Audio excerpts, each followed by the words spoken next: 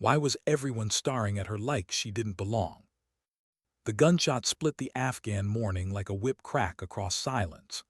Dust rose from the range, sunlight flashing off rifle barrels, and 45 soldiers froze mid-reload as Sergeant Jake Brooks's voice tore through the dry air. "Medics don't fight, Chin. That's not your job." The laughter came quick, easy, the kind of laughter that feeds on someone else's discomfort. She felt it before she heard it, a ripple of dismissal running down the firing line. Maya Chen stood motionless, 5'4" of quiet defiance in a field of broad-shouldered uniforms. Her white medical corps jacket stood out like a surrender flag against the camouflaged sea. She didn't argue, didn't defend herself, just lowered her gaze and stepped back, the way they expected a non-combat medic to do, obedient, apologetic, harmless. But if anyone had looked closer, they'd have seen the difference. The weight on the balls of her feet, not her heels. The hands that hung loose, never stuffed in pockets. The subtle shift of balance that said ready, even when her head was bowed. The eyes that swept the range in a fraction of a second, counting exits, nodding sightlines, measuring the wind and dust like it all still mattered. But nobody saw it, nobody ever saw it. Because in this unit, in this version of the war, medics don't fight. "Back to the tent, sweetheart," Specialist Lisa Turner called out, her tone sweet as battery acid. "You can patch us up after we do the real work." Another wave of laughter, some sympathetic, most not. Maya's jaw tightened, but her voice stayed calm. "Yes, Specialist." She turned and walked away, boots tracing the same path through dust she'd taken for 3 months, back to the small green tent that smelled of antiseptic, sweat, and loneliness. Under the hem of her medical jacket, unseen by all of them, ink curled along her ribs, 18D NSDQ. 3 letters and 4 digits no one here would understand, but they meant everything. They meant she'd been trained for something else, something these soldiers couldn't imagine. She reached the tent just as the sounds of the range faded, laughter, rifle fire, the small world of men proving themselves. She began arranging supplies, each movement deliberate, precise, almost ritualistic. Hemostatic gauze on the left, combat tourniquets on the right, chest seals in the center, everything positioned for access with either hand in any light under any stress. Her fingers moved automatically until they reached the small, locked cabinet in the corner. Inside it waited an M9 Beretta sidearm that Captain Mitchell had quietly authorized her to keep, just in case. Maya touched the lock, her hand trembled, then she pulled away as if it had burned her. Not again, she thought. That was the deal she'd made with herself after Damascus. Never again, not after Syria, not after the cave. But muscle memory doesn't care about promises. The flap of the tent rustled. She spun before realizing who it was, a young private, barely 19, face flushed and uncertain. "Sorry, Sergeant, I didn't mean to startle you," he said quickly. "I just wanted to say what they did out there was wrong. You have every right to train." His voice cracked on the last word. She forced a smile. "It's okay, Rodriguez. They're not wrong. My job is to keep people alive, not put rounds down range." Still, Turner was saying stuff in the barracks last night. About quotas. About how you'd freeze up if anything real happened. Maya's smile faded. "Don't," she said softly. "Don't make yourself a target for me." The private hesitated, then nodded and left. His boots scuffed on the plywood floor like he was ashamed to walk away. Maya stood alone again. 5 seconds of silence. That's all she allowed herself. 5 seconds to feel the weight of being underestimated. 5 seconds to remember why she chose invisibility over pride. Then back to work. Outside, the Afghan heat built like a living thing. The camp shimmered in waves of light. When the lunch bell rang, she timed her walk to the mess hall, late enough that most seats would be taken, early enough to avoid the heatstroke hour. The mess smelled of powdered eggs and diesel. 75 soldiers crowded into a space built for 50. She grabbed a tray, kept her head down, scanned the room. No empty tables. There never were. She spotted one corner with half a bench free and started toward it. But halfway there, Chen. Sergeant Brooks's voice cut through the noise. He sat with his squad at the center table, of course. "Heard you tried to qualify on weapons this morning," he said loudly. "What's next? Ranger school." Laughter again, louder this time, emboldened by numbers. Maya kept walking, kept her eyes on the table ahead. "Don't engage, never engage." Lisa Turner's voice followed her, syrupy sweet. "Maybe she just wants to look tough, you know, for Instagram." The air went heavy. Soldiers glanced up from their trays, waiting, testing. Maya's hand tightened on her coffee cup, then released. From another table, a gravelly voice broke the tension. "Turner, Brooks, shut your traps and eat your eggs before they get colder than your hearts." Master Sergeant Daniel Thompson, 30 years in, knees ruined, eyes sharp as blades. The laughter died. The noise returned to normal. Maya found her seat in the corner, back to the wall, facing the door. Always facing the door. She ate in silence, spoon moving mechanically. Around her, the room buzzed with small talk, football, girlfriends, complaints about the food. She wasn't part of it, never would be. To them, she was background noise. She was finishing her eggs when she noticed Thompson approaching. He sat across from her without asking, tray in hand, movement slow but deliberate. "You handle yourself well," he said eventually. Maya glanced up. "Sir." Most people would have snapped by now. Given M the show they wanted, you didn't. "No point." "No," he said, sipping coffee and grimacing. "No point at all, but there's also no point in hiding what you are. People sense it, makes M uneasy, makes M push harder." Her fork froze halfway to her mouth. "I'm not hiding anything." He looked at her, then really looked. "That why you picked this table, best line of sight to the exits, back to the wall, right hand free." Her pulse skipped. "Habit from deployment," she said carefully. "Uh-huh." Thompson went back to eating. "We all got habits. Some of us got habits from deployments that don't show up in official records." She didn't answer, couldn't.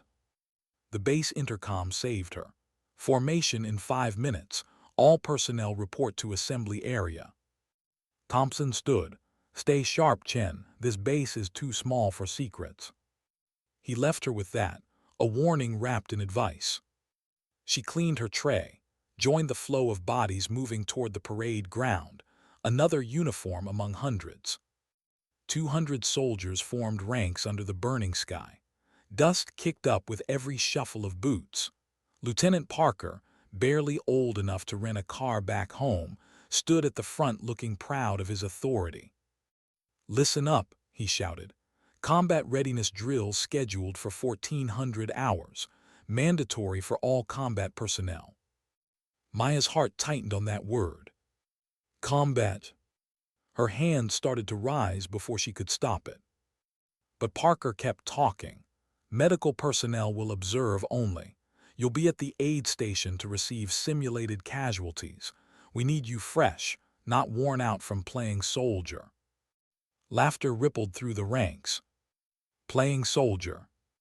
The phrase landed harder than he knew. When formation dismissed, she approached him. "Sir, request inclusion in the combat drill for medical realism." He didn't even let her finish. "Denied. We can't risk medical staff during training. Non-combatants stay back." "With respect, sir, medics face combat situations too. Shouldn't we?" "Sergeant Chen," Parker cut her off, impatience creeping in. Be realistic. Combat drills require skill sets you don't have. Stick to what you're good at. Understood?" She swallowed hard. "Understood, sir." He turned away, already forgetting the conversation. She didn't. Because he was wrong about all of it. As she walked away, she caught the glance he shared with Brooks, that silent smirk between men who decided someone wasn't worth taking seriously. It burned quietly deeply. She made it 3 steps when Private Rodriguez appeared, nearly colliding with her bag. Supplies scattered across the dirt. "Sorry, Sergeant." "It's fine," she said, kneeling. But he knelt too, trying to help, and then he froze, watching her hands. "You organize by tactical priority," he murmured. Maya didn't answer, just kept packing. Not alphabetical, not size, priority. He looked up, eyes narrowing slightly. She forced a smile. "Efficiency." Before he could respond, Corporal Davidson barked from behind. "Rodriguez, get moving. Quit pestering the sergeant." The private scrambled up and left. Maya finished repacking, feeling the weight of eyes on her from across the compound. Davidson's, Thompson's, maybe more. The walls of her disguise were thinning. Back in the tent, Captain Sarah Mitchell was waiting, arms crossed, expression unreadable. "You're drawing attention," she said quietly. "I haven't done anything wrong." "No," Mitchell agreed. "You've just done everything right, too right. Thompson's asking questions. People don't like ghosts in their ranks." Maya sank onto a stool. "I just want to serve quietly. Is that too much to ask?" "For people like us," Mitchell shook her head. "Yeah, it is, because we're not built for quiet." Her voice softened. "The universe has a way of putting us back where we belong." "I don't belong there anymore." Mitchell's eyes flickered with something, empathy or regret. "That's what we all tell ourselves, until the next fight finds us anyway." Outside, the PA system crackled again, announcing drills and duties. Maya looked down at her trembling hands, the same hands that had once held pressure on wounds while rounds tore the walls apart, the same hands that had killed to protect the living. She whispered to herself, "Not again." But somewhere deep inside, under the silence and the shame, another voice whispered back, calm, certain, inevitable. "You can't unlearn what you are." How could something so ordinary sound like the beginning of a war? The morning began with the metallic rhythm of boots on gravel, the dull clank of rifles, and voices calling cadence in the distance. Just another day at Fob Kandahar, until the scream. It came from the training field, sharp, human, real. Maya dropped the clipboard in her hand before her mind caught up to the movement. Her body was already sprinting. The Afghan sun hadn't climbed high yet, but the heat still hit like a wall as she ran across the compound. Dust rose around her boots, the taste of metal and sand filling her mouth. By the time she reached the field, soldiers were clustered around a single body on the ground. Specialist Marcus, 23, always laughing too loud at the poker table, lay twisted, his leg bent at an impossible angle. Blood soaked the dirt beneath him. "He tripped during the ruck march," someone stammered. "Bone came through." "Move," Maya's voice cracked through the noise, sharp and commanding before she could temper it. The crowd parted. She dropped to her knees beside him, gloved hands already reaching. "Captain Mitchell," she shouted without looking up, "I need a trauma kit and IV access now." Mitchell appeared seconds later, her medical instincts kicking in, but her eyes flickered. Recognition. That tone, that speed. She'd heard it before, in places they didn't talk about. Maya's brain split into 2 synchronized tracks, one speaking calm words to the patient, the other calculating blood loss rates, assessing arterial bleed, mentally mapping out procedure steps she wasn't supposed to know by name. "Marcus, look at me," she said, voice steady. "Stay with me, okay? Tell me where you're from." "San Antonio," he gasped, sweat shining on his forehead. "Good, think of home, you'll be fine."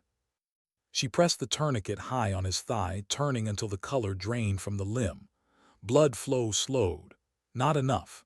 Arterial bleed deeper than expected. She reached for gauze, packed it in tight, added pressure, hands moving with terrifying precision. Mitchell's voice came low, controlled. "You need me to." "IV morphine 2 milligrams. Prepare for reduction." The captain froze. "Reduction out here." "No time," Maya said. We lose pulse in 5 minutes if compartment pressure builds. Mitchell didn't argue again. Maya braced Marcus's leg, counted under her breath, and pulled. The bone slid back into alignment with a wet crack that turned stomachs. Marcus screamed, then slumped. Maya's movements didn't waver. Splint, wrap, secure. 7 minutes. That's how long it took her to stabilize a man who should have died of shock. When the medevac rotor thumped overhead, she was already waving them in, dust whipping around her like a storm. By the time the helicopter lifted off with Marcus aboard, the whispers had already started. Did you see how she moved? She was faster than the surgeons. Who trains like that? Maya didn't hear them. Not yet. She just stood there, hands shaking from adrenaline, blood drying on her sleeves. The noise of the rotors faded, leaving only the sound of her own pulse. Mitchell approached quietly. That was textbook advanced trauma management, she said. Beyond textbook, actually. It was just. Don't minimize it, Maya. You saved his leg. But Maya wasn't listening. She was watching the soldiers watching her, the disbelief, the curiosity, the fear of the unknown. Sergeant Brooks broke from the group, walking toward her with an expression she couldn't read. That was impressive, he said finally. Thank you for saving Marcus. Maya nodded, just doing my job. Brooks hesitated, the words coming slower now. Doesn't mean you're ready for combat drills, though. Medical skills and combat skills are different things. You understand that, right? She forced a neutral tone. I understand. He left, satisfied, and she watched him go, feeling the respect rise and evaporate in the same breath.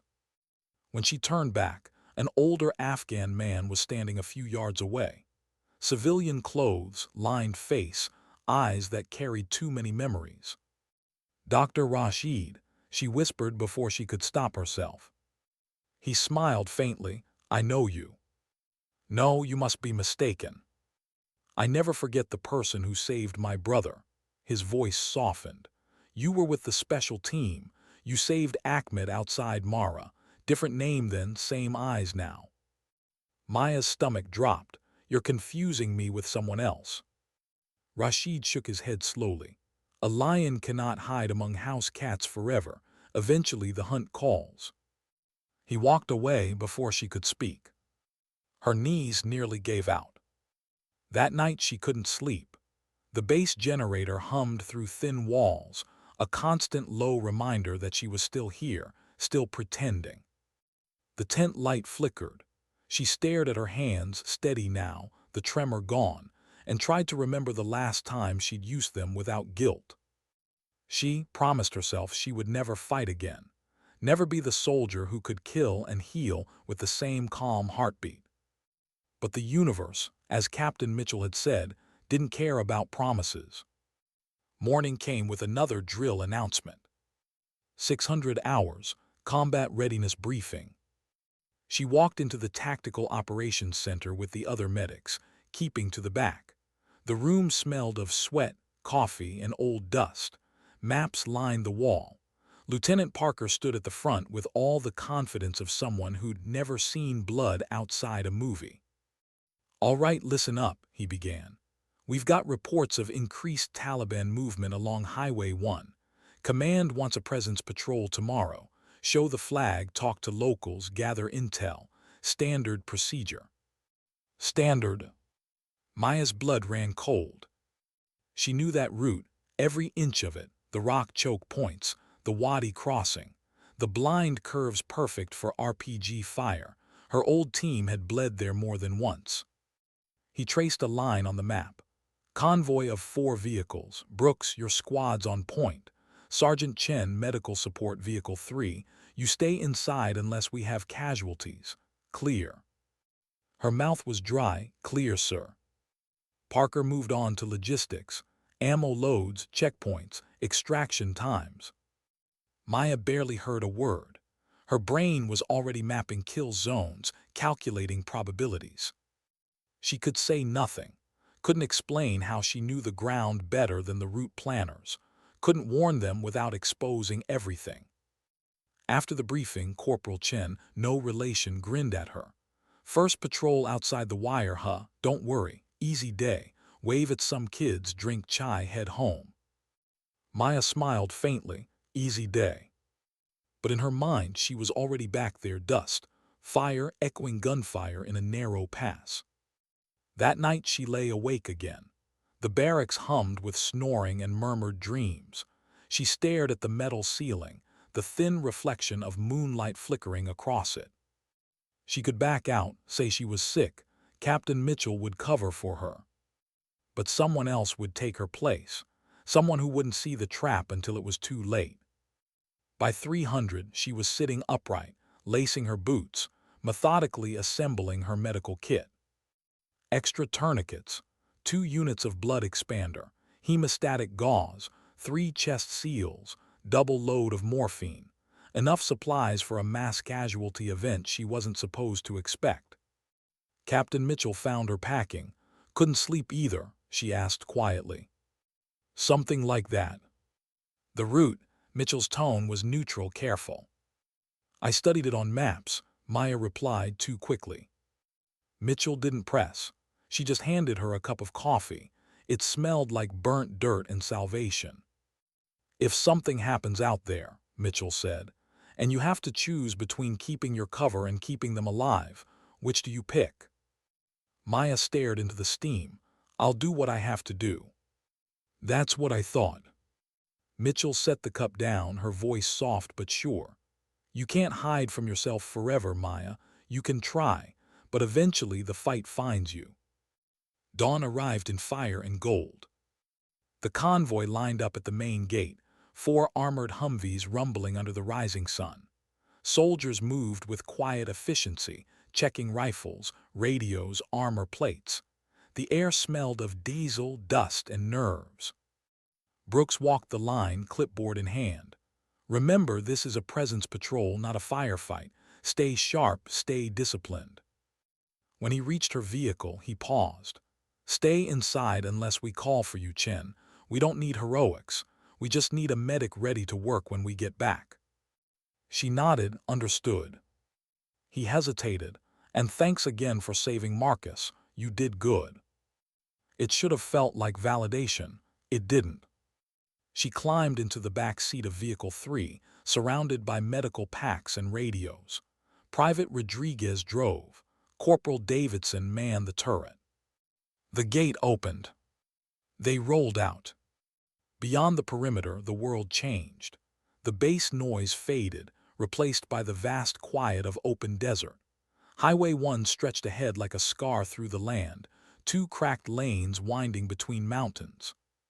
Maya watched everything, every shadow, every glint on the hillsides. The air felt wrong, too still, too empty. At kilometer 8, the road narrowed between rock walls. Her pulse climbed. She'd been here before. Ambush Site Alpha. She forced her breathing slow. The convoy passed through clean. Nothing. Rodriguez grinned. "See, told you, easy day." She nodded but didn't relax. At kilometer 14, they reached the Wadi crossing. Ambush Site Bravo. Her eyes swept the ridgelines, freshly turned soil, 2 dark shadows under a ledge.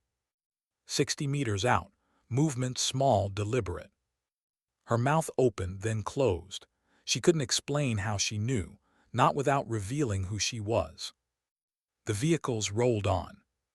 No contact. Her fingernails bit into her palms. Davidson leaned down from the turret. "You okay back there? You're pale." "I'm fine," she lied. He nodded. "First-time jitters, happens to everyone." She looked at the horizon. The village was still miles away, but dread was already rising like a storm behind her ribs. Because she knew what waited there. And because deep down she could feel it, something building. Something that would force her to break every promise she'd ever made to herself. Why did the wind stop blowing right before it all began? The convoy rolled into the outskirts of the village at 9:30. Mud brick homes leaned against the hills like they were holding one another up. Children stared from behind doorways, wide-eyed and silent. No laughter, No running, no curious waves. Maya noticed first, she always did. Something about the silence clawed at the back of her mind. The weight of stillness was worse than noise. It reminded her of another road, another time, when silence was the breath before fire. Sergeant Brooks leaned out the window of the lead Humvee. "Looks clear," he called. "Let's make this quick." The convoy slowed. Soldiers dismounted, spreading through the narrow streets. Doors opened. Locals emerged cautiously, old men, a few women, heads bowed. The interpreter began speaking in Pashto, reassuring them, asking questions. But Maya's attention wasn't on the people. It was on the rooftops. 2 weeks ago, she'd told herself she'd never scan rooftops again. That was for soldiers, not medics. But her eyes did it automatically, tracing angles, memorizing lines of sight. Then she saw it. A door slightly ajar on the second floor of a house ahead. Shadows moving inside. No reflection of glass from windows that should have been there. Something metallic glinted for half a second. She froze. "Brooks," she said into the radio, keeping her voice low. "Second floor, northwest corner, window 3. "Relax, Chen," Brooks replied. "You're not on overwatch duty." Her fingers tightened around the headset. "Sir, I think. Stick to medical observation. We've got it handled." The words hit like a slap. "We've got it handled." She bit back a reply, not because she agreed, but because she knew he wouldn't listen until it was too late. Her eyes flicked back to the rooftop. The shadow had moved. The door closed. Too late. The explosion came without warning. A thunderclap of dirt, fire, and steel erupted beneath the lead vehicle. The Humvee lifted off the ground like a toy, spinning midair before crashing down in a mangled roar. Maya's breath punched out of her lungs. She hit the floor of her vehicle as glass shattered around her. Shouts filled the radio. "Ambush contact front. Vehicle 1 down. Return fire." Bullets tore through the air, high-pitched cracks echoing against mud walls. Rodriguez slammed the Humvee into reverse, tires screaming. "They're everywhere." "Get us behind cover," Maya shouted. "Where?" She scanned the village street, eyes darting between chaos and geometry. She saw the pattern instantly. The angles of fire, the narrow alley to the right, the small rise that would block line of sight. Right, that alley 30 meters. He swerved hard. The Humvee lurched, sides scraping the wall as they slid into partial cover. Dust and smoke filled the world. Davidson opened fire from the turret, controlled bursts snapping out. "They've got RPGs, north roof line."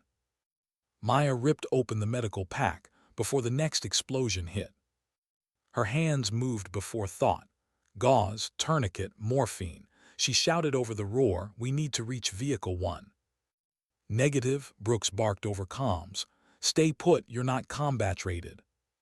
A bullet smacked the windshield inches from her head. She ducked, breathing hard, then keyed the mic. "Sergeant, they're bleeding out up there." "Then pray they don't die before we clear the block."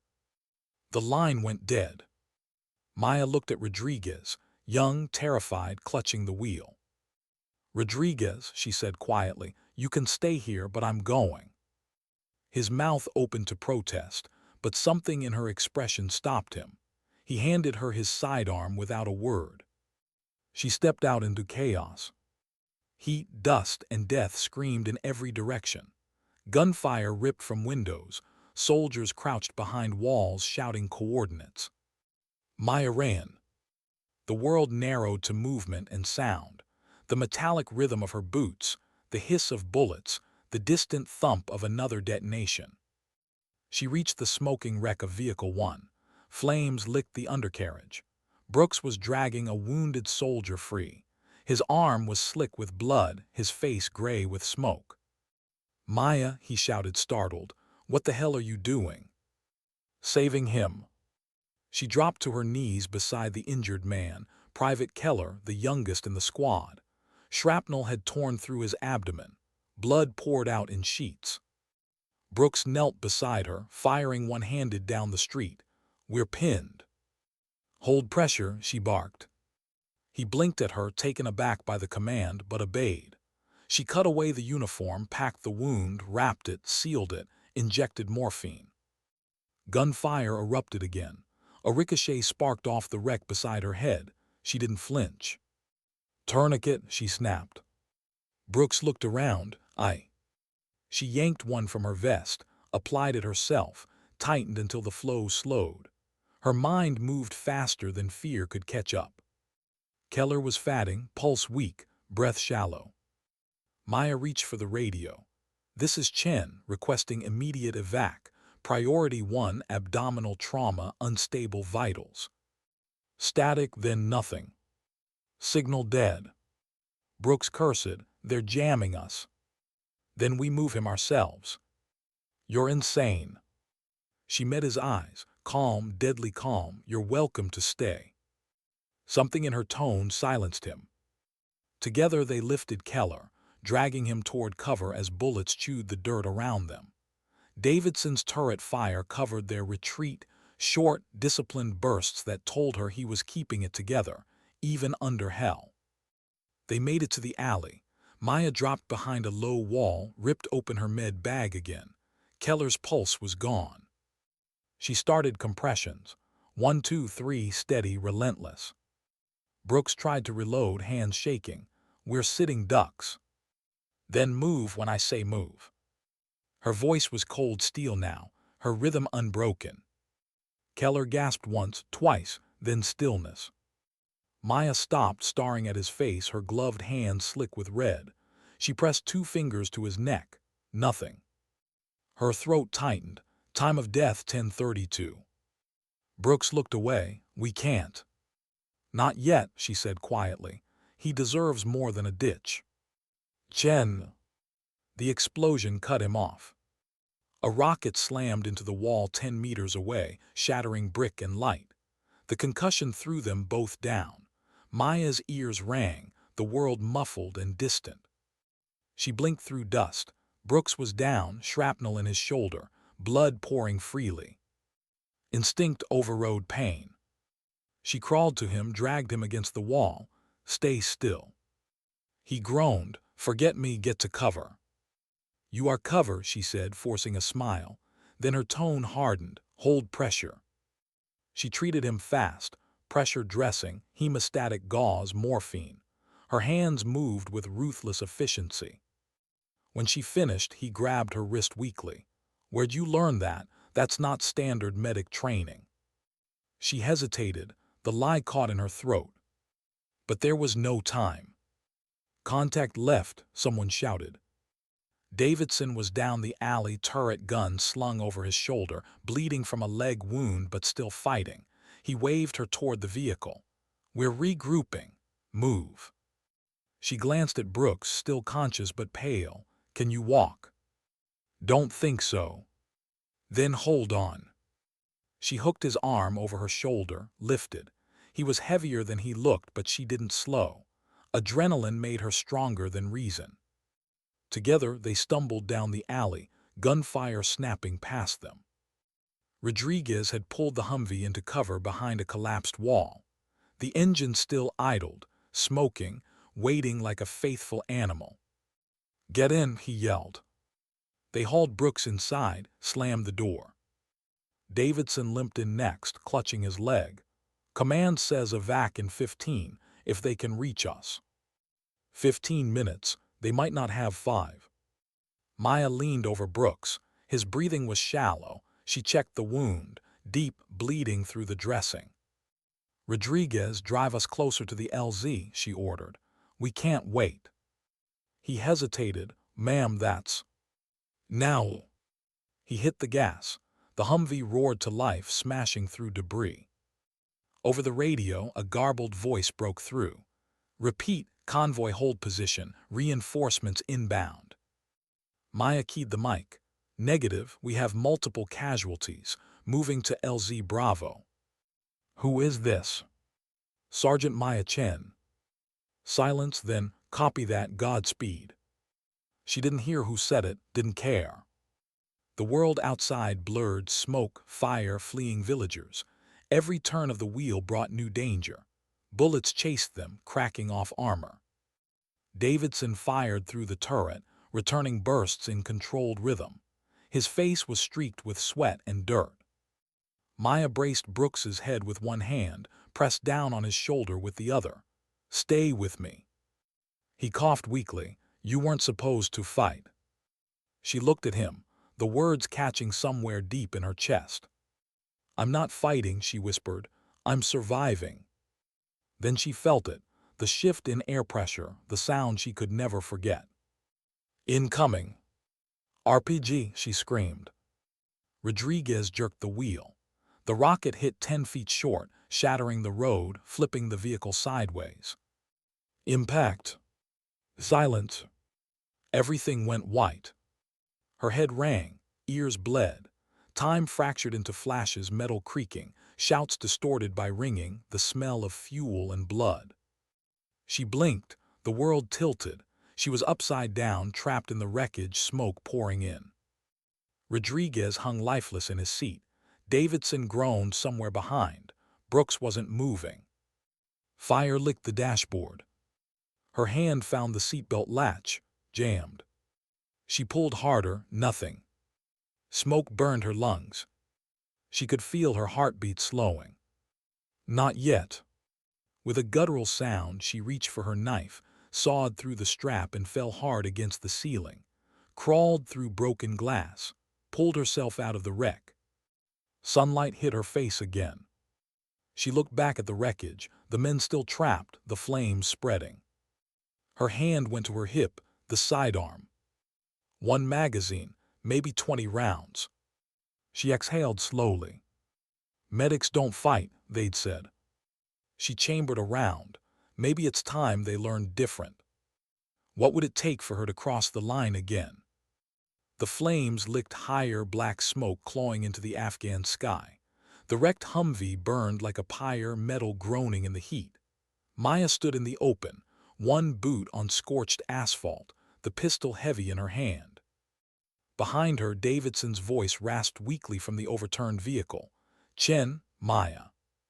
She turned back. His face was bloodied, pinned under twisted steel. He was alive barely. "I'm here," she said. Her own voice sounded foreign in her ears, distant, too calm. She holstered the pistol, dropped to her knees, and crawled under the burning frame. The heat was unbearable. She ignored it. Adrenaline drowned pain. "Can you move?" "Leg stuck," he groaned. "Rodriguez." She didn't answer. She already knew. Rodriguez wasn't breathing. "Hold on," she said instead. "I'll get you out." She braced herself, found the leverage point, and pulled. Her muscles screamed. The metal didn't budge. Flames hissed closer, popping from ruptured fuel lines. Davidson coughed, choking on smoke. "Leave me go."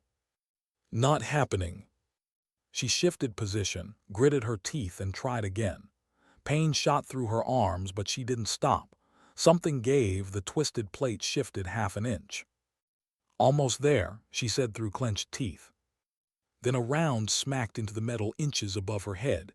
Sparks showered down. Another, then another. Gunfire close. Maya's body reacted before thought. She spun, drew the sidearm, fired twice. 2 flashes from the rooftop ahead answered her. A shape fell.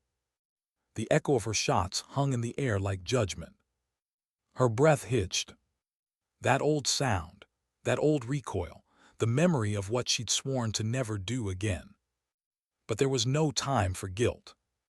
She crawled back under, lifted one last time. The frame shifted enough to drag Davidson free. His scream tore through the air. She rolled him clear as the Humvee exploded. The blast threw them both onto the road. Dust, fire. The world went black for a moment. When she opened her eyes, Davidson was unconscious but breathing. She sat up slowly. Her vision blurred at the edges, ears ringing so loud she could barely hear herself think.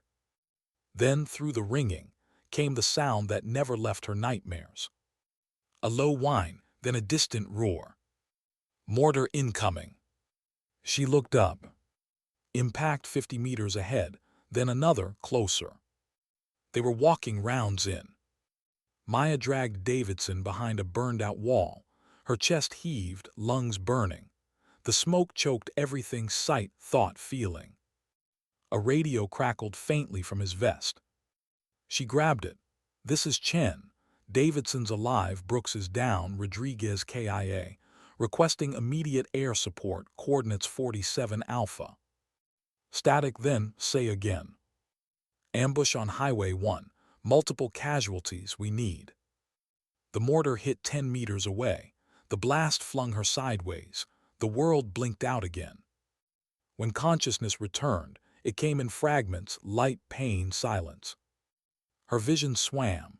Blood trickled down her temple. She wiped it away, blinked until the haze cleared. Everything around her was fire and ruin. She crawled back to Davidson, still alive, still unconscious. Her radio lay shattered. She reached for her pistol, gone. Movement flickered in the smoke. Figures, 4 of them, armed, moving with purpose. Not villagers, not random insurgents.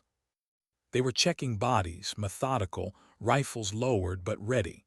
One kicked at Brooks's motionless form. Another bent over Rodriguez's body, pulling the tags. Maya's stomach twisted. They hadn't seen her yet. She pressed her back to the wall, breath shallow, mind racing. No weapon, no radio, no chance to call for help. She could hide, stay silent, wait for QRF to arrive. But Brooks was still alive somewhere out there. She knew it. And Davidson, if they found him, it was over. Her eyes swept the debris. 15 feet away, half buried under the wreckage, a rifle glinted through the dust. Too far to crawl without being seen. She closed her eyes, listened, counted their footsteps: 3 moving north, 1 staying behind. Watching. A sentry. She waited for the pause between steps, that half-second gap, and moved. Low, silent, every muscle trained by years of memory she tried to bury. Her fingers brushed metal. She grabbed the rifle, rolled behind cover. The sentry's voice barked a warning. Then silence. Maya steadied her breath. He stepped closer, scanning the wreck. She could see his boots through the gap beneath the wall. Her hands were steady now. She waited until his shadow fell across her. Then she fired once. The sound was deafening in the quiet aftermath. He dropped without a sound. The other 3 turned instantly, shouting. She ducked back, moved to another position. Heart pounding, not from fear, from the terrifying familiarity of control. This was who she'd been once, not the medic who patched wounds, but the one who prevented them. "Flank her," someone shouted in Pashto. She slipped along the wall, knees brushing dirt. The heat of the wreck seared her side, but she ignored it. One enemy rounded the corner, too fast. She didn't think, she reacted, barrel up, 2 round center mass. He fell backward. The others hesitated, shouting to each other. She used the pause to drag his weapon back into cover, an old AK variant, loaded. Another shadow appeared, this time on the rooftop. She fired without hesitation. The figure crumpled. The last one ran. She let him. Her breath came in ragged gasps now. The shaking began again, not from exhaustion but realization. She'd crossed the line. Again. She'd sworn she'd never kill again. But they'd left her no choice. Her hands trembled as she lowered the weapon. "Chen." The voice came weakly from behind. "Brooks." She turned. He was crawling out from behind debris, one arm useless, face gray. "Maya." She went to him, dropped to her knees.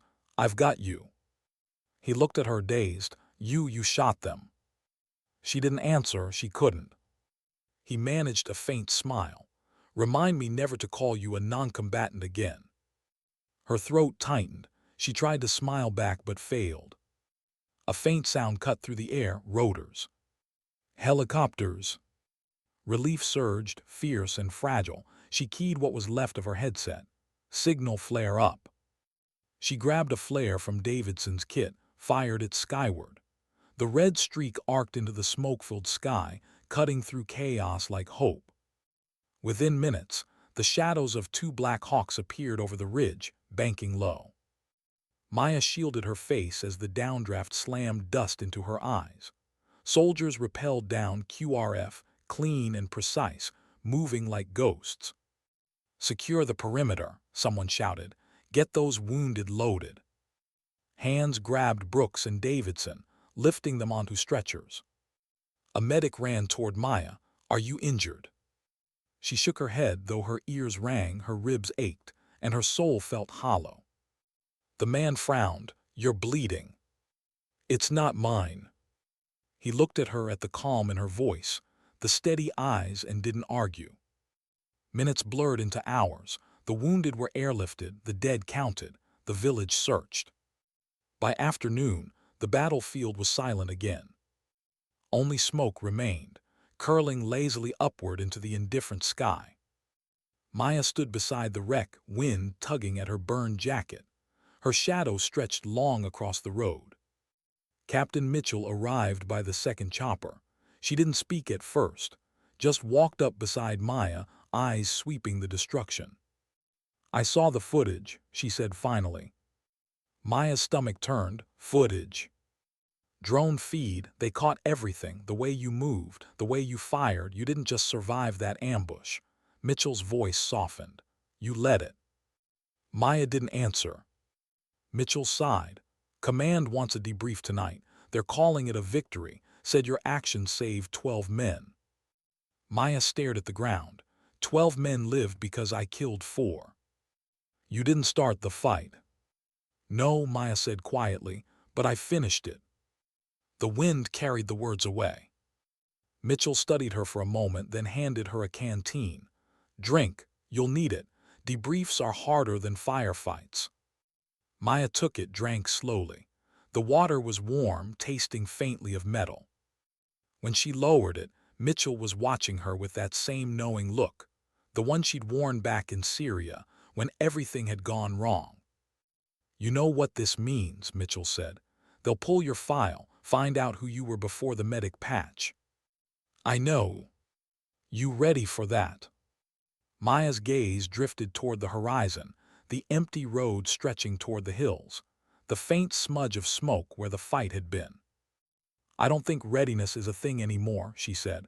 "Just choices and consequences." Mitchell nodded once, "Then make this one count." That night back at base, Maya sat alone outside the med tent. The camp was quieter than usual. Soldiers passed with nods of respect, now brief, uncertain, but real. She didn't acknowledge them, just stared at her hands, still stained with dried blood. The laughter from the range echoed in memory. "Medics don't fight."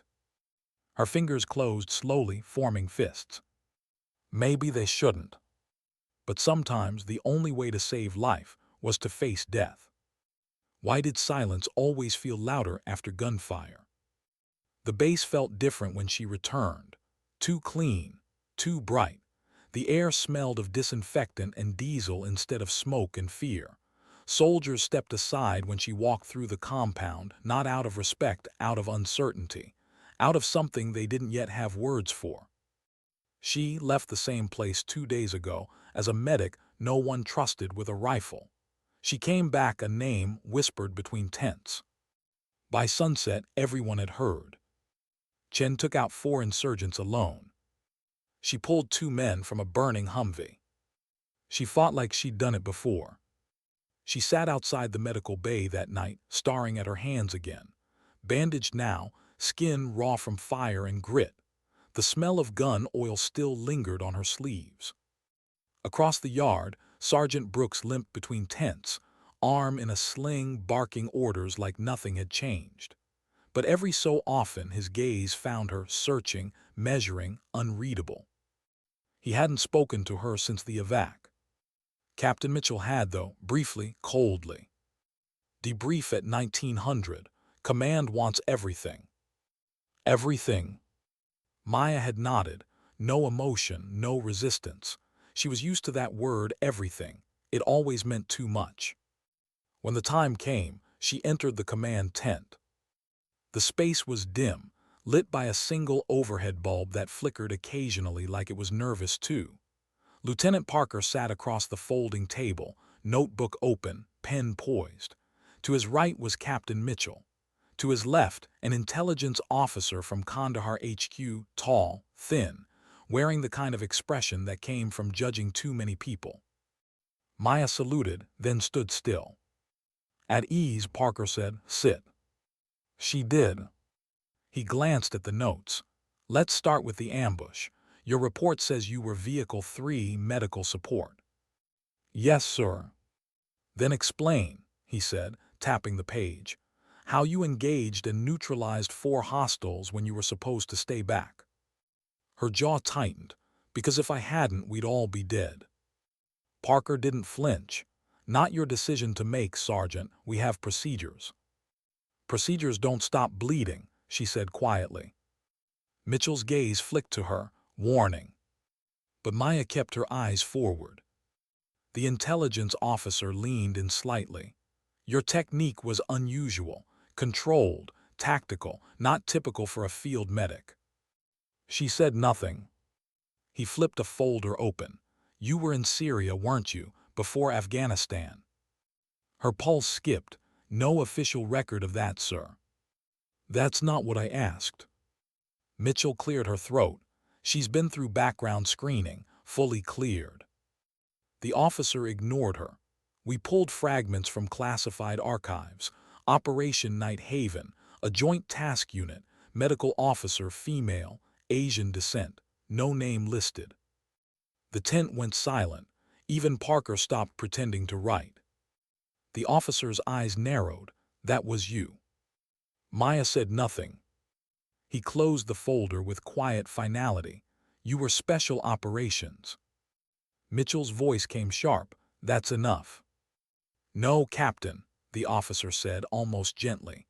"We should know who we're dealing with. The base deserves to know who's walking among them." "Walk carefully, Major," Mitchell said coldly. "She's the reason 12 soldiers came back breathing." The man looked between them. "And 4 didn't, including 2 civilians. Crossfire according to drone footage." The words hit like shrapnel. Maya blinked once, slowly. "They used the civilians as shields." "Still civilians," the officer said. The room felt smaller suddenly, hotter. She stared at the tabletop, vision blurring at the edges. "I saw children run from those buildings before the first shot was fired." "Doesn't change what the footage shows." "Footage doesn't bleed," she said quietly. Silence. The officer sighed, sitting back. "You're not on trial, Sergeant, but command will decide whether you stay field side or return home pending investigation." Parker exhaled, relieved to have something to hide behind. "We'll put it in writing." Mitchell didn't move. Her eyes stayed on Maya. "You did what you had to do." The officer rose. "Perhaps, but sometimes doing what we have to doesn't mean we did what's right." He left without another word. The tent flap closed behind him. Parker rubbed his temples. "Jesus, Mitchell, why didn't you tell me she was?" "She isn't," Mitchell cut in. "Not anymore." He hesitated, then nodded stiffly. "Sergeant, you're confined to base until further notice. Understood?" "Yes, sir." "Dismissed." She stood, saluted, turned. At the tent flap she paused. "Sir," she said without turning around, "for what it's worth, I didn't want to be there either." Then she stepped out into the night. The base lights glowed harshly against the darkness. A generator hummed somewhere near the mess hall. The world felt too normal. Maya walked aimlessly for a while, past the med tent, the armory, the silent flagpole where the wind had died again. Whispers followed her now. "Is it true? They say she used to be Black Ops. She saved my squad. She shot 4 men without blinking. She ignored them all." Her boots carried her to the far edge of the base. the perimeter fence overlooking endless desert. The horizon shimmered faintly under moonlight. She stood there for a long time, arms crossed, wind tugging at her hair. The guilt crept in quietly, the way it always did. She could still see the faces, the ones in the smoke, the ones she couldn't save. The one child who'd stood in the doorway seconds before the explosion, eyes wide with confusion. It wasn't supposed to be like this. She'd chosen the medical corps to stop fighting, to balance the scales, to heal what she'd once helped destroy. And now the balance was gone again. A soft crunch of boots behind her broke the silence. "Brooks." He moved slower now, one arm still bound, but his voice carried that same gruff steadiness. "You missed chow." "Not hungry." He stood beside her, staring out at the desert. "I didn't thank you properly." "You don't have to." "I do." She said nothing. After a long pause, he added, "They're calling you Ghost Doc now. Thought you'd hate it." "I do." He chuckled weakly. "You know, when I first saw you, I thought you were scared of guns." "I was." "What changed?" Her gaze stayed fixed on the horizon, the world. He nodded slowly, understanding more than he could say. "Command might pull you back," he said after a while. "Transfer, stateside desk duty, is that what you want?" She shook her head. "No, but it's what I deserve." Brooks frowned. "Deserve? You saved lives." "I took them too." He turned toward her, expression hard. "And if you hadn't, we'd be the ones they're burying right now. Don't twist survival into sin." She looked at him, then really looked. The bandages, the exhaustion, the gratitude he tried to hide. "I'm tired, Brooks," she whispered. "Not of fighting, of justifying it." He didn't answer, just rested his good hand on her shoulder for a moment, then walked away. When he was gone, she stayed by the fence until her legs went numb. The stars above Afghanistan were brutally beautiful, cold, countless, indifferent. She thought of the civilians again. The blood, the silence, the way their eyes had mirrored her own when she was on the other side of the rifle once upon a time. When she finally turned back toward camp, someone was waiting in the shadows near the med tent. "Captain Mitchell." "Couldn't sleep either?" Mitchell asked quietly. "Never could after days like this." Mitchell nodded. "Command's decision will come in the morning. You'll have to face them again." "I figured." Mitchell stepped closer. "I've known a lot of soldiers, Maya, the ones who brag never last, the ones who feel too much usually leave, the ones who try to balance both," she sighed. "They break." Maya's eyes glistened faintly. "Which one am I?" Mitchell gave a sad smile. "You're the one still standing." She turned to leave, but Maya stopped her. "Why did you defend me back there?" Mitchell hesitated. "Because I saw you once before, in Syria. You saved people who weren't supposed to be saved. You went back for civilians when everyone else said it was suicide." Maya swallowed hard. "That's not how the report told it." "Reports don't bleed either," Mitchell said softly. "But we do." Then she left her standing in the dark. Hours passed. The base settled into uneasy quiet. The smell of coffee and gun oil drifted from the operations tent. Maya lay on her cot, staring at the ceiling, her body still sore, her mind replaying everything. When sleep finally came, it wasn't rest, it was memory. A cave in Syria, screams, fire, the sound of men trapped behind rock and smoke, and her own voice over the comm, "I can't reach them, we're losing time." Then the flash of the blast, the collapse. Then silence. She woke before dawn, drenched in sweat, the thin fabric of her pillow soaked through. Her heartbeat thundered in her ears. Outside, the first light touched the desert. She sat up, pulling her jacket on, slow and mechanical. The tent felt too small, too fragile to hold the weight of memory anymore. A knock came at the flap. It was Mitchell again. No words, just a look. "They called you in," she said. "Command's waiting." Maya nodded, stood, and followed. As she stepped into the morning light, the camp seemed to pause, soldiers halting mid-step, eyes following her. Not with scorn this time, not with mockery, with quiet respect and a trace of fear. Maya didn't look at any of them. She just walked toward the tent, toward judgment, and toward whatever waited after. Why did truth always sound like an accusation when spoken aloud? The command tent felt colder that morning, though the desert sun outside was already rising in gold. Maya stood in the doorway for a moment, hands steady, heart not. 3 officers waited inside. The same intelligence major from Kandahar, Lieutenant Parker, and Colonel Harlan, the base commander, a man whose silence carried the weight of entire wars. Captain Mitchell stood off to the side, watching, unreadable. "Sergeant Chen," the colonel said evenly, "take a seat." She did, back straight, face calm. The flap behind her closed. The major was the first to speak. "We've reviewed drone footage, body cam feeds, and after-action reports from the Highway 1 ambush." He folded his hands. "Your actions were effective." "Thank you, sir."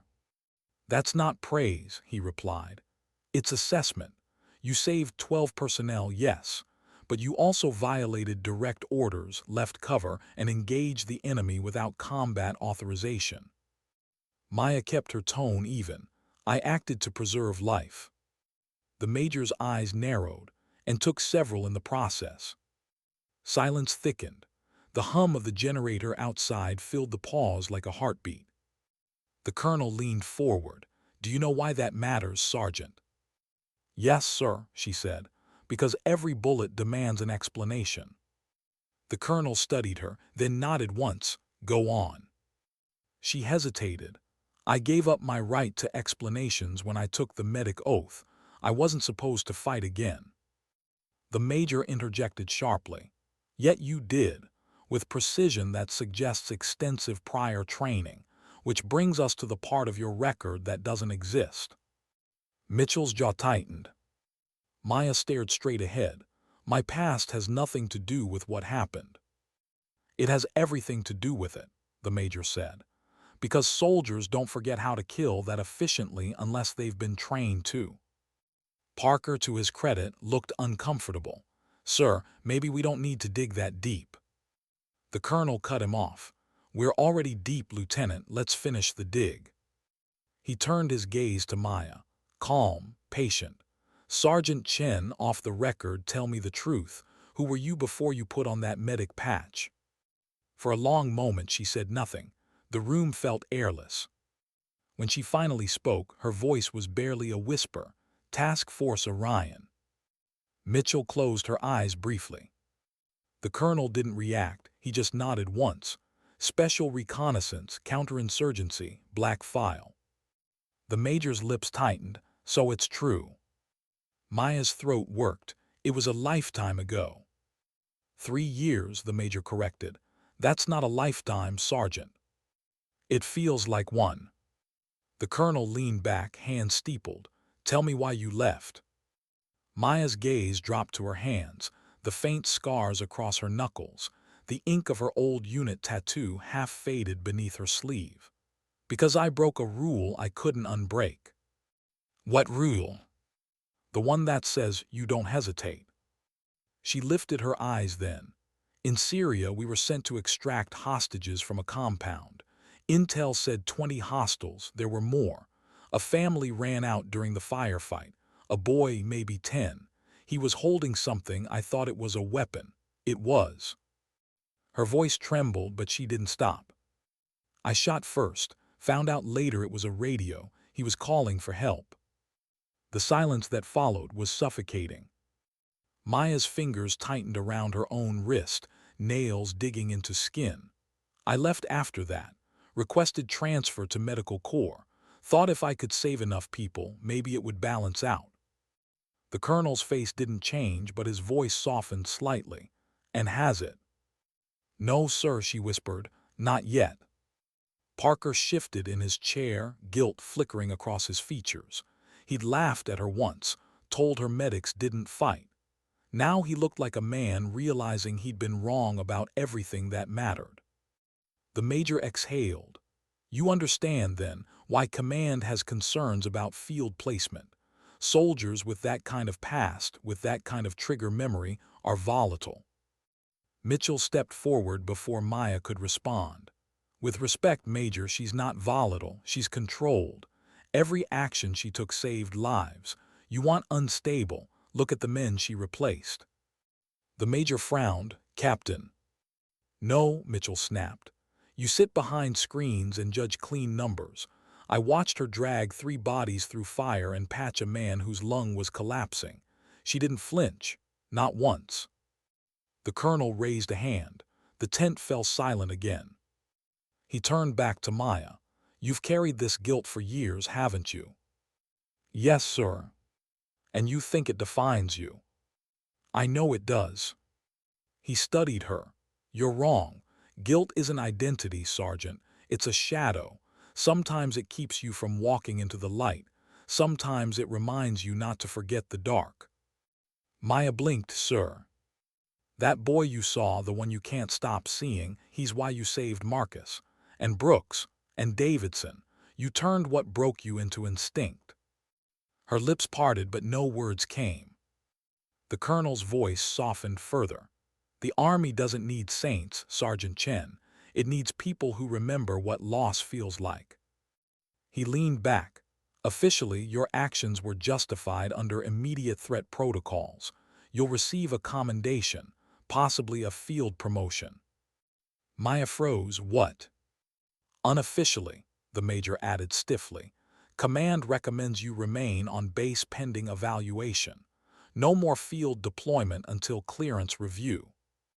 So I'm being rewarded and grounded, she said flatly. Welcome to the military, Mitchell muttered. The colonel allowed himself the faintest smile. You'll have time to think, Sergeant, to rest, and to decide what kind of soldier you want to be when the dust settles. Maya exhaled slowly. Permission to speak freely, sir. Granted. She met his eyes. I didn't pull that trigger because I wanted to fight again. I did it because I couldn't stand still while others died. If that's wrong, then maybe I don't belong here at all. The colonel regarded her for a long, measured moment. Then he said quietly, maybe belonging isn't the point anymore. He stood, signaling the end of the meeting. You're dismissed, Sergeant, and welcome back to the living. Outside, the sunlight hit her like a wave. The camp hummed with routine again, drills, engines, the sound of life resuming. Mitchell caught up to her halfway across the yard. You handled that better than I did. I don't feel like I handled anything. You told the truth, Mitchell said. That's handling it. Maya stopped walking. They're keeping me here. Good, you're not ready to leave yet. I don't want to be looked at like a ghost, Sarah.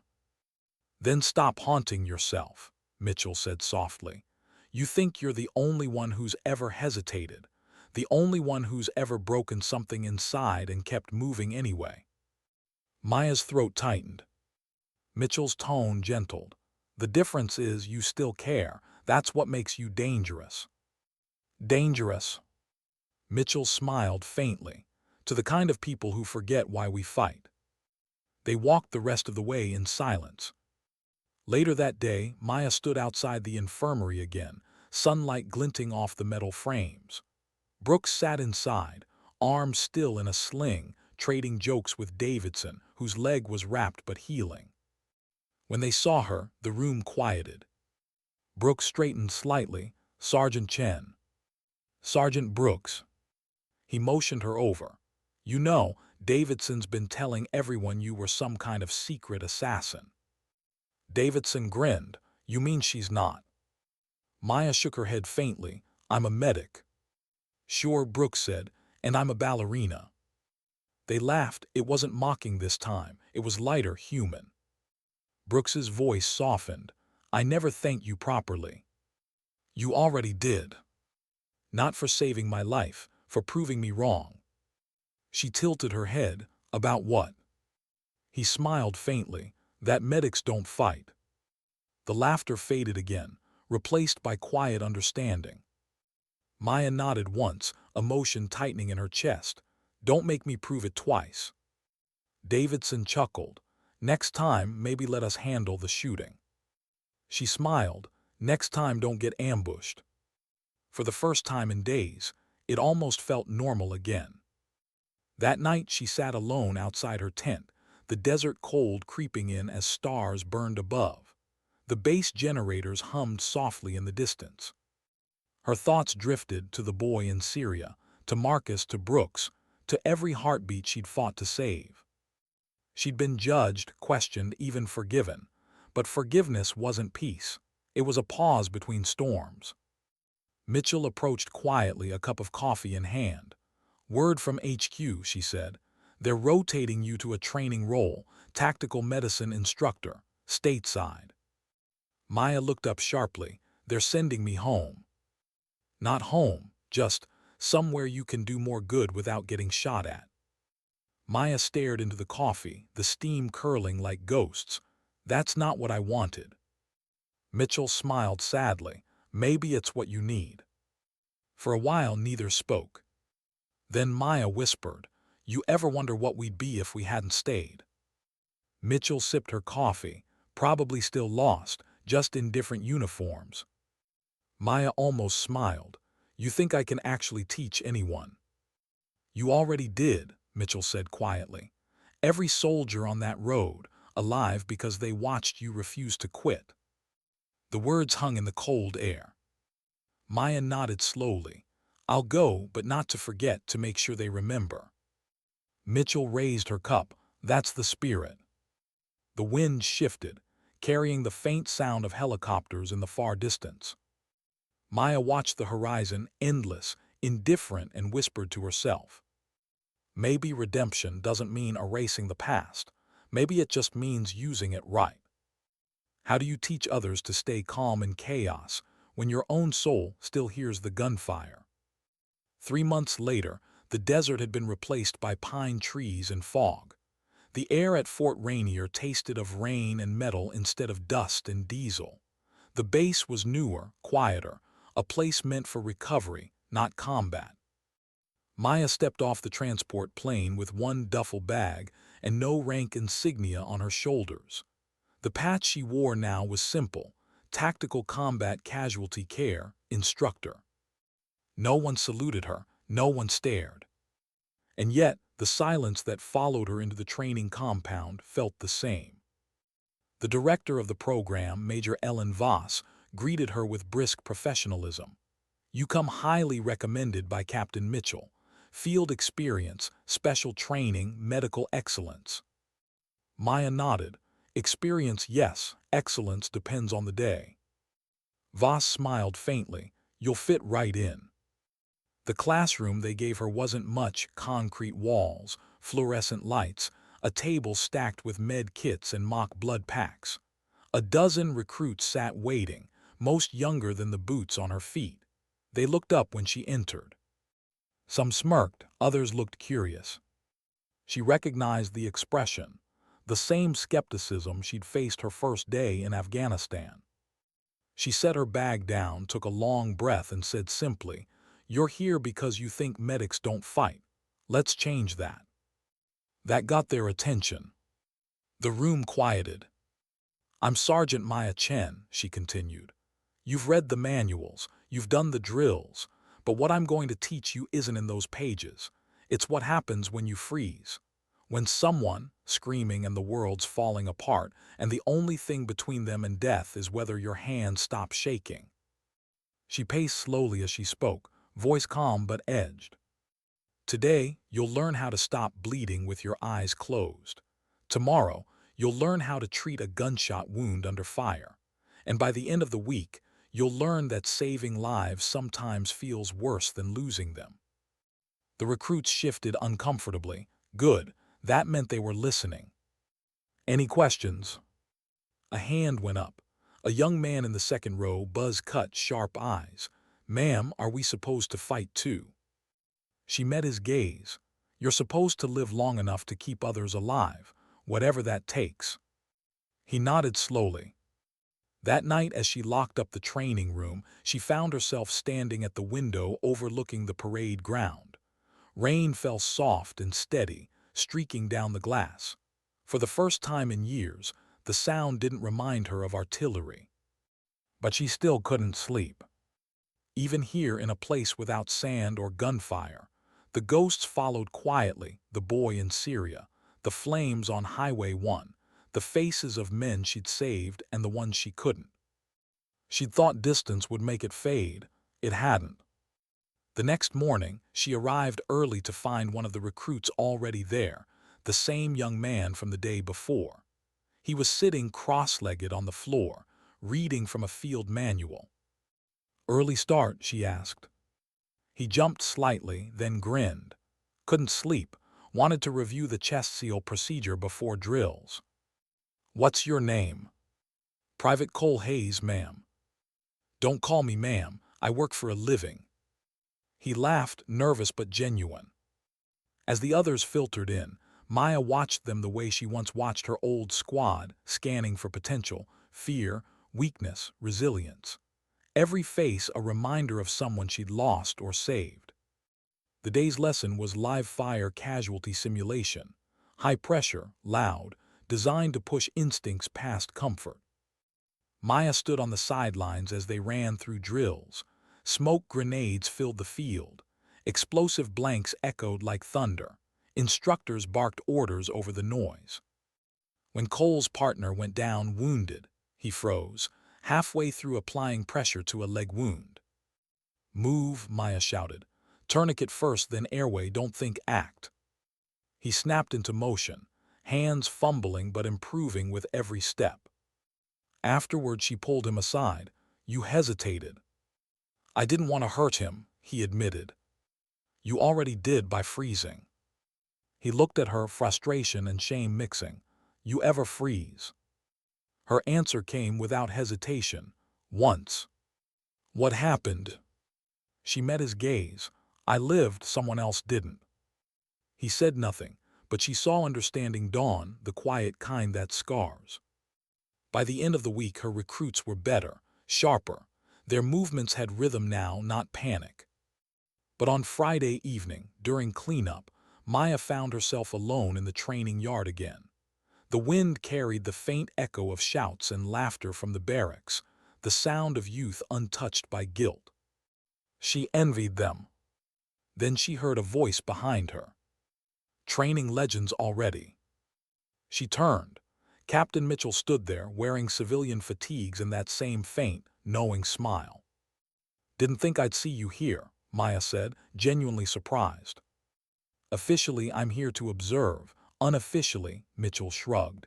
"I missed the sound of your lectures." Maya smirked. "They're more like confessions." Mitchell stepped closer, lowering her voice. "You're different." "Different how?" "You're not running anymore." Maya looked down at her hands, calloused, steady. "Maybe I just ran out of places to go." They stood in silence for a moment, the rain soft against the tin roof. Mitchell broke it first. "There's talk at HQ. They're forming a new MedOps program. Hybrid field instructors, combat and trauma both. You'd be perfect." Maya laughed quietly. "They just finished telling me I wasn't fit for field work." "That was before they realized they need you." Maya shook her head. "I'm not sure I want to go back." Mitchell nodded slowly. "You don't have to, but one day someone else will be on that road, maybe one of your students, and they'll live because of something you taught them." The thought lingered long after Mitchell left. Weeks passed. The recruits grew sharper. Cole became one of the best, calm under pressure, steady in chaos. Maya saw a reflection of herself in him before everything went wrong. One afternoon, she found him sitting alone after a brutal training run. His hands shook faintly. "Rough day?" she asked. He nodded. "One of the dummies looked too real this time, couldn't shake it." Maya sat beside him. "It's supposed to feel real, otherwise you won't know who you are when it actually is." He hesitated. "Were you ever scared, like really scared?" She looked at the horizon. "Every time, Fear isn't weakness, Cole, it's awareness. The trick isn't killing it, it's keeping it from driving the car. He nodded slowly. You ever think about leaving? Every day. Then why stay? She thought for a moment before answering. Because someone has to teach the next person how to survive the parts no one talks about. He smiled faintly. You sound like my mom. She almost laughed. Then she's smarter than me. They sat in companionable silence until the sun dipped low, painting the clouds in blood and gold. For the first time in years, she felt something close to peace. Not forgiveness, just stillness. That night, she wrote a letter she never intended to send, to the family of the boy in Syria. She didn't apologize, she didn't ask forgiveness. She simply wrote, I remember him. I see him every time I save someone else, and I promise he won't be forgotten. When she finished, she folded the letter neatly and placed it in her duffel, where it would stay unsent, but not unseen. 2 months later, Maya was standing on the training field again, clipboard in hand, when the base alarm sounded. Medical response, field range. A voice shouted over the intercom. She dropped the clipboard and ran. At the live fire range, she found chaos, smoke, shouting, a soldier on the ground. Cole. He'd been hit by a ricochet. Shrapnel lodged near the collarbone. The medic on site froze, hands trembling. Maya dropped beside him. Move. He obeyed instantly. She pressed gauze, applied pressure, sealed the wound. Cole's breathing hitched, shallow but steady. His eyes fluttered open. Ma'am, I didn't freeze this time. Maya smiled faintly. I know. Within minutes, the evac team arrived. She stepped back as they lifted him onto the stretcher. He gave a weak thumbs up. She watched until the helicopter vanished into the clouds. Mitchell appeared beside her again, wind tugging at her hair. He'll make it. I know, Maya said softly. He learned well. Mitchell studied her. How about you? Maya looked at the empty field, the smoke clearing, the sun breaking through again. Still learning. Mitchell nodded. You always were. Maya exhaled slowly. For once, the air didn't hurt. She turned back toward the barracks, her voice quiet but certain. Maybe this is how you fight without a rifle. Mitchell smiled, teaching them how to live. Maya shook her head, teaching them how to remember. How do you measure a life built between destruction and healing? By the medals locked away in a drawer. By the faces you saved. Or by the ones you still see when you close your eyes. For Maya Chen, the answer never came easily. It had been almost a year since the ambush on Highway 1. The nightmares had faded, not disappeared, but softened like echoes at the edge of sleep. The base at Fort Rainier had become her world now. Classrooms, drills, and young faces that still believed courage came without cost. The recruits called her Doc Chen, half out of respect, half out of superstition. None of them knew her full story.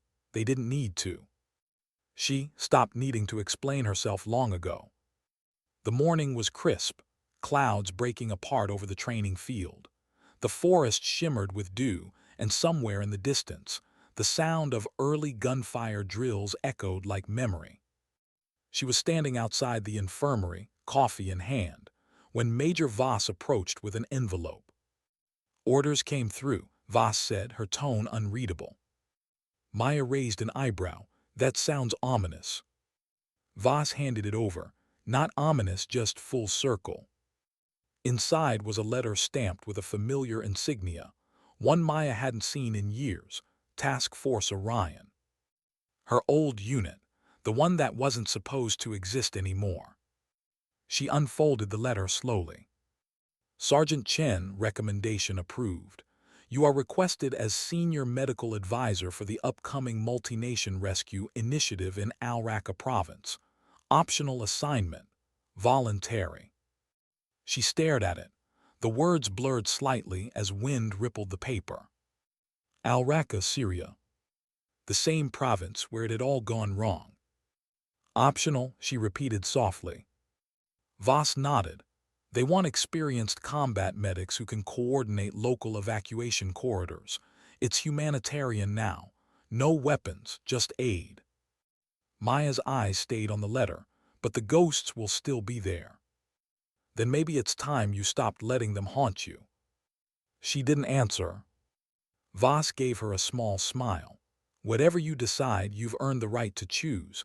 Most people don't get that. When the major walked away, Maya stood in the morning wind for a long time, the letter fluttering slightly in her fingers. She wasn't sure if her hands were trembling from fear or clarity. That night she went to the empty classroom. The fluorescent lights buzzed overhead, painting everything in sterile white. On the table lay the teaching dummy, the same one Cole and the others had practiced on countless times. It was absurd, she thought, how much of war could be reduced to plastic skin and red dye. She sat down, opened a notebook, and began to write. Not a report this time, not a debrief. Just words. To whoever reads this after I'm gone. You'll learn that war isn't just bullets and orders. It's hesitation. It's the half-second where you wonder if saving one life is worth the weight you'll carry forever. It's realizing that courage isn't loud. Sometimes it's quiet. Sometimes it's the voice that says, "Not again," and still moves forward anyway. Her pen stopped. The room was silent except for the rain starting against the windows. She looked up, and for a moment, the classroom shimmered in her memory. The walls blurred into dust and smoke. The tables turned into broken stone. The dummy became a boy lying still in the sand, holding a radio instead of a gun. She stood, closing her eyes. The image stayed, but it didn't break her this time.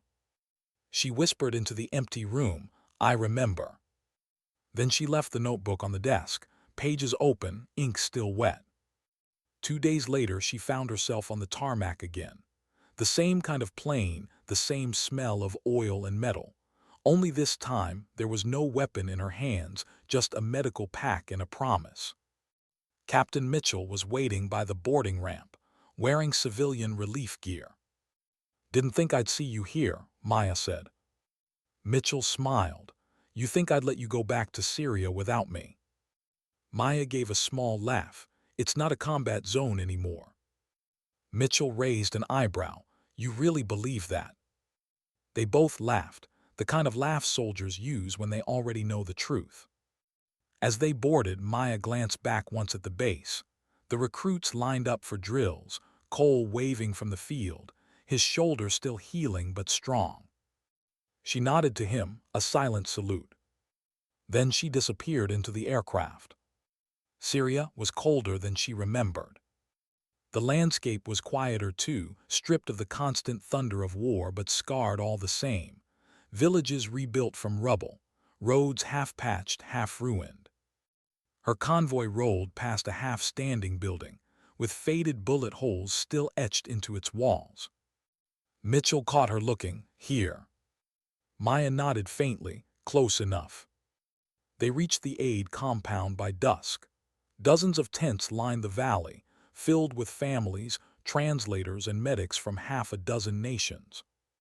For the first time since leaving, Maya felt something shift inside her, not the panic she expected, but a strange calm. A sense that maybe, just maybe, the circle was closing. She spent the next few days training local volunteers, triage, wound management, emergency evacuation. Her movements were precise, her tone patient. At night, she sat by the campfire, listening to the low murmur of Arabic and the laughter of children playing nearby. One evening, a young Syrian nurse approached her hesitantly. "You are American." Maya smiled. "Yes." The woman looked down, then said quietly, "My brother, he died in Mara years ago, a firefight. People say it was Americans, but thank you for being here now." Maya's breath caught. "Mara." "The boy." Her throat tightened, but she managed to whisper, "I'm sorry." The nurse nodded gently. "War makes ghosts of all of us, but healing makes them quieter." Then she walked away. Maya sat there, long after the fire burned low. Maybe this was forgiveness, not spoken, not earned, just allowed. Weeks passed, the aid mission stabilized, supplies flowed, the violence stayed distant. On her last day there, Maya climbed the ridge overlooking the valley, the same kind of ridge where once she'd crouched with a rifle. Now she carried only a satchel of bandages and the letter she'd written months ago. She unfolded it and added one last line. Sometimes dignity doesn't speak, it simply acts.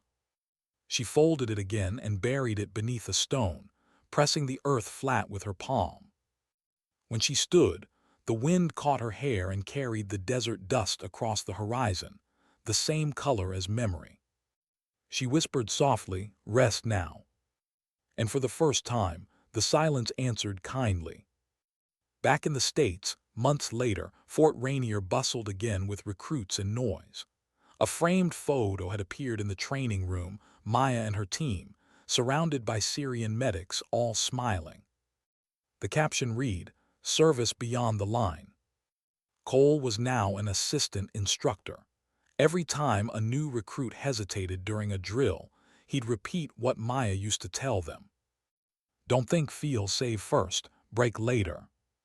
Captain Mitchell had moved into a liaison role at command.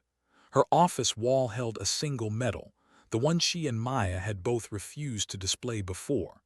Now it hung there without ceremony, quiet proof that some honors didn't need audiences.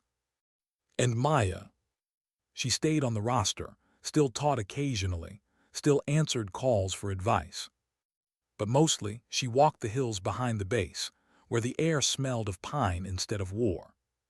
Some evenings she'd sit by the edge of the woods, notebook in hand, and write small reminders to herself. Remember the quiet. Teach them to listen. Heal more than you hurt. Sometimes she thought of the boy again, but the image no longer bled. Now he was simply part of the story, a ghost who'd finally stopped shouting. One night, long after lights out, Cole found her sitting alone in the classroom again. He hesitated at the door, couldn't sleep. She smiled faintly, never could after peace. He stepped closer. "The others are saying you're leaving for good this time." "Maybe." "Why?" "Because I've taught everything I know." He shook his head. "No, you taught us how to fight without fighting. That's different." Maya looked up, eyes reflecting the dim light. "Then I did my job." He smiled, saluted awkwardly, and left her there with her silence. She looked around the empty room one last time. The worn stretchers, the mock rifles, the smell of antiseptic and chalk. It wasn't a battlefield, but somehow it had healed her more than any victory ever could. She picked up her old notebook, flipped to the first page, and read the words she'd once written when the pain still felt new. Sometimes it's the quiet ones who carry the loudest wars. She closed it gently. Outside, dawn was just beginning to break, soft light spilling through the windows, washing everything in gold. She watched it rise, slow, patient, inevitable. Her last words were almost a whisper, carried away by the wind that moved through the trees. "Sometimes dignity doesn't speak." She smiled. "It simply acts."